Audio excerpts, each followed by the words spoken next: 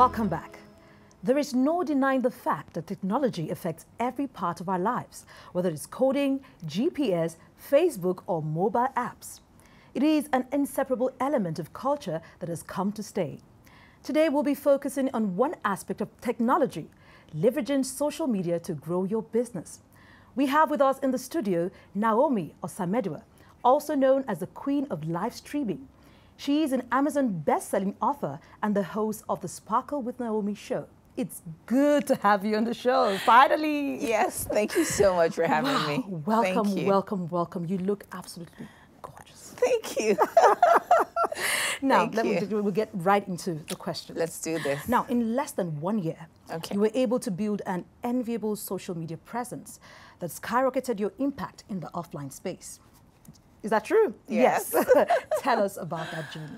Okay, so I started live streaming October 11th, 2015. And it was funny because I was always the last on social media.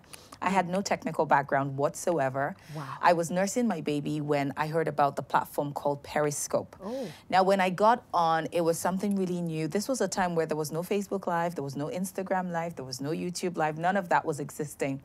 And I had an option. Should I stay and, learn and grow on the platform, or go and wait for people who are more famous to get ahead and, learn from them? Because at that moment, I felt that was just the best for me, like follow people. I didn't think I could lead. So I started. I made the decision to go live, and it changed everything. I had so many moments when I would go live because Periscope had a world map that people could tell where you were streaming from. And people would get into my broadcast and tell me, right now, you are the only one streaming in the entire African continent. Oh my God. So that was very exciting, but it was scary because then I didn't know, there was a lot of expectations. And I would get into broadcasts and it would be like, oh, the African, queen is here. Yeah. And, this is funny. There was something about Periscope, and I don't know, somehow I sensed there was greatness here because it wasn't obvious.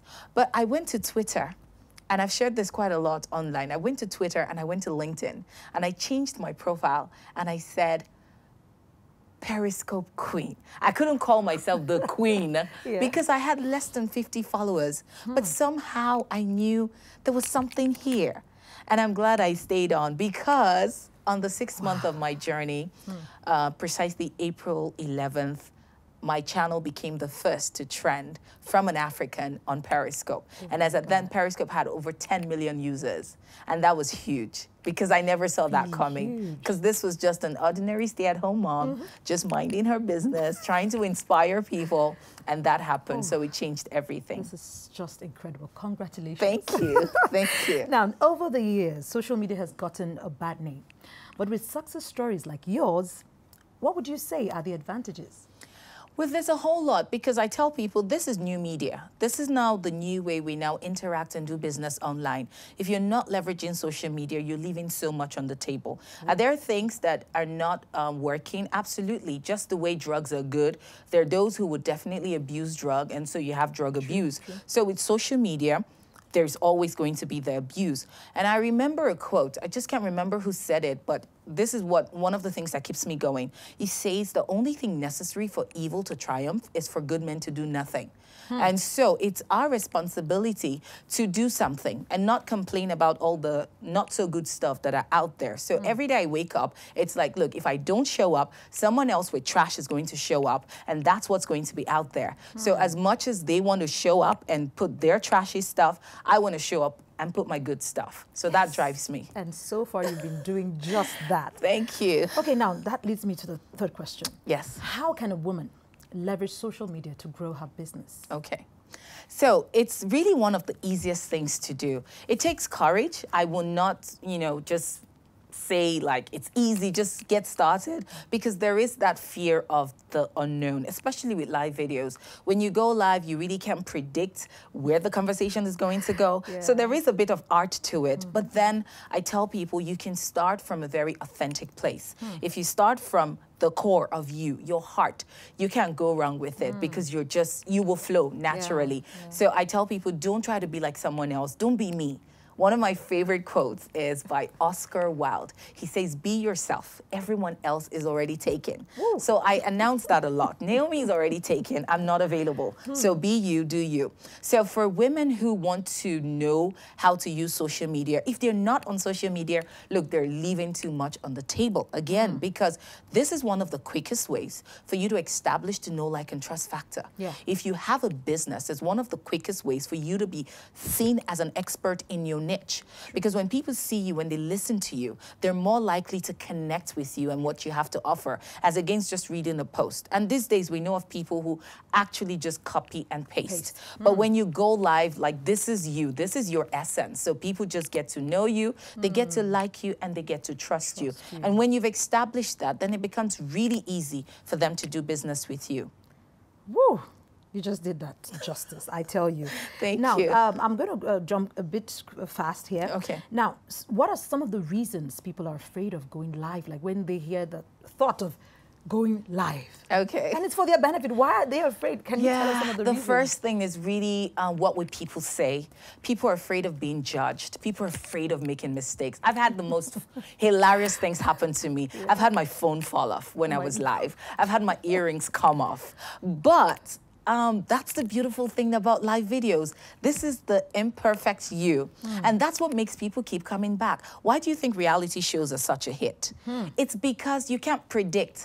Like a movie, you know, okay, so the good guy will be killed by the bad guy, and then, you know, all of that. You can predict a movie. There's always like a happy ending. But with reality, there is this, you know, there's that unknown factor. So you're not, you want to stick around. That's live videos. But then it's scary because you're like, what if I make a mistake? What if I forget what I want to say? So when I teach people, these are some of the angles we cover. Like, okay, so if you forget what to say, you can like throw it to your audience because you have real-time feedback. So you could just throw something and have your audience say something to you while you try to get your thoughts together. Kind of like a hack. That's anyway, a nice one. yes. Really But nice. the truth is, anything is possible. And I say this, if you only knew the people who were waiting on the other side for what you have to offer, for what your message will do to them. I get so many messages of people who tell me, oh, Naomi, I'm so happy because you came out, because you're being seen, because you're being heard. I can push, I can do this. Now that's priceless. It's profitable, but the lives that I'm able to impact, for me, it's priceless. So bottom line, if you know that, then let go of everything that would hold you back and do it. Honestly, this is so soothing. So this is my last question before I let you go. Okay. One message I want you to leave. What's that one message you would want to share with someone who is like, okay, I want to do this, but I'm not sure I have the right tools, and I don't know if it's for me. Maybe it's for Naomi because she's so good. But what would you say to them? Okay, so now we talk about the world being a global village. We talk about the world just being a click away. One of the things I say is, why be local when you can be global? You have every opportunity, and especially from, you know, a believer's standpoint, we need to be out there. We need to take over kingdoms, and it's not going to happen just by being local champions.